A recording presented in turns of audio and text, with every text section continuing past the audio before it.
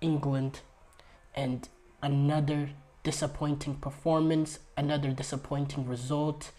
As they, well, no, the first game wasn't a disappointing result, they won, but another disappointing performance. This time, they end up getting made to pay by Denmark. By the way, this is a rematch of last year's European Cup European Championship semifinals. So there's a level of quality and a different element that this Denmark team provides, and it's clear that Denmark was the superior team throughout this game. Even not even just looking at just the stats, but the stats say so just as well. When you look at 16 shots for Denmark compared to 12 shots for England, 7 shots on target for Denmark, 4 shots on target with England, 51% possession for Denmark, 49% for England. Very disappointing performance from England. I think a combination of this performance and the performance that they had against the U.S. men's national team in the 2022 World Cup group stages have to be like the two worst performances under Gareth Southgate at a major international tournament. Just really, really poor. But let's be fair. Seems like there's a lot of shock amongst a lot of the media regarding this performance. I see some in the English media saying this is the worst performance under Southgate, this, that. But let's be for real though. Really? Why are we surprised? I mean, England have always flattered to deceive. I mean, this is something that we've seen not just under Gareth Southgate. This goes way back, way back to the, to the era with Sven-Goran Eriksson. Goes back even more with the Terry Venables team with England in Euro '96, 2010 with Fabio Capello, what they did against Germany. 2014 not even getting out of the group stages. I mean, this goes way back with these unflattering performances. Now, if we want to go specifically talking about under the Gareth Southgate era, we see these performances over and over again. Going back to the 2021 Euros when they drew against Scotland in the group stages, 0-0 at home at Wembley. When you look at the 2022 World Cup, what they did against the U.S. men's national team, drawing 0-0 to the U.S., getting outplayed in both of those games, in my opinion.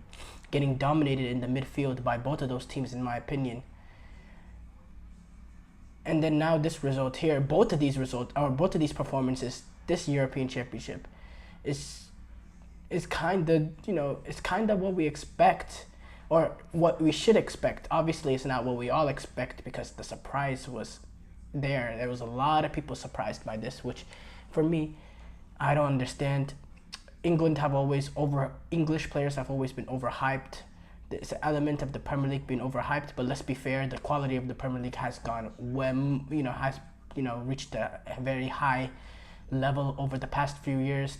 Still not as high as they think it is, but it's still the best league in the world, clearly. But overall, I mean, this performance again is the same. It's the same thing as the first game in terms of you go up a goal early and you just don't know how to handle the suffering. The other team ends up turning it on, push men forward, goes for it a little bit, and England players, they kind of get put in they kind of go in a natural shell of just, in general being backed up, taking a few steps back, like if the midfielders are around the halfway line, they all start off 10 yards before the halfway line. The center backs, they're 20 yards above the box. Now they're only 10 yards in front of the box. It's just naturally they sit in just a little bit because I guess there's the feeling, okay, we got the goal and we have to defend it for all we got because, we could be in trouble. It's the lack of confidence there that this English national team has suffered for a very long time. And it was really a poor performance in the fact that once Denmark got that equalizer and made it 1-1, because keep in mind the equalizer did come early, it came in the 30th minute. You never seemed like you never watched it. It never seemed like England were really a threat to get the winner at any point in time. It never really seemed like Denmark was in much danger. In fact, Denmark had the better of opportunities. There was a few opportunities. Denmark won the ball high up the field with pressing and in dangerous situations, and they just weren't able to finish it off. But again, just lack of guile, lack of determination, lack of confidence. A lot of players play with the fear of not being afraid to mess up. I thought the midfield was very, very poor. I thought they got completely outplayed by this Danish midfield. I thought Denmark was more intense. They were more aggressive in terms of winning second balls, in terms of pressing. They seemed like the team that was more excited and going after the game, which is really a bad look for England with the quality of players that they have. And Denmark is the team that's more of the protagonists. It's really, really poor. And again, a lot of these English players, if you go look across the board, not a single England player can held themselves high. I thought all of them were poor throughout this game. Harry Kane, he ended up scoring the goal, but he's the one that cost them the goal, trying to play out, which I don't understand, by the way. You got all these players, you got this midfield of Declan Rice, Jude Bellingham, Trent Alexander-Arnold, who's brought in to be a playmaking, a regista type of midfielder, because that's his main attributes in terms of putting him in there. You got these kind of players that have quality being on the ball. Even Phil Foden, who sometimes drop down from his winger position to pick it up in midfield. You got all these players to pick it up. And Harry Kane, yes, he has that kind of quality to come drop down as a 10. But you have all these brilliant players, and Harry Kane is feeling the need to come and pick the ball off the back line and to start off an attack. Really shows the alarming situation that this English national setup is in right now.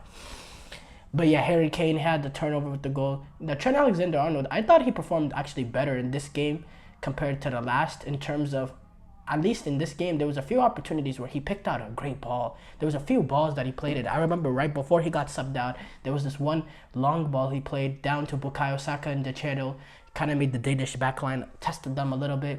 It was a brilliant, brilliant ball. And there was also a few other balls he played in that I thought was really, really good. But overall, as a midfielder, receiving the ball back to goal, he seemed uncomfortable. And, it's clear, getting subbed off 55th minute in to Conor Gallagher again, it's clear that this Trent Alexander-Arnold midfield situation is probably over. And Declan Rice looked so uncomfortable on the ball. Few bad plays, didn't really progress the ball like a proper midfielder should. And we know at England, I think it's gonna get to a point that, especially in the long term, right now, okay, maybe they'll be able to work it out, but in the long term, I don't see how Declan Rice and Jude Bellingham can play together, because they both play that similar 8 position. Declan Rice, Jorginho or Thomas Partey, or they've had to come in to be the main deep line playmaker at Arsenal. Declan Rice, that has not been his game, especially since he got to Arsenal. He hasn't been the one. In terms of progression, most of his progression comes from him being able to drive past players and to dribble with the ball, not progression through his ability to see a pass or make a pass. And there was opportunities that he could have played forward and instead made a bad mistake, turning the ball over, or went backwards and really slowed down England's play.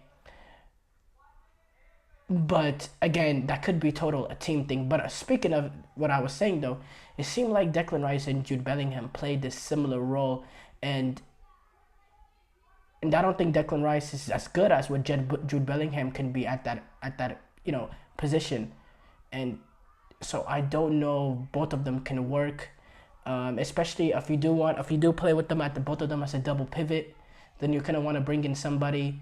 Then it's essential to bring in somebody that can be like a deep line playmaker, and I think that midfield 3 would be slightly a little defensive. Gareth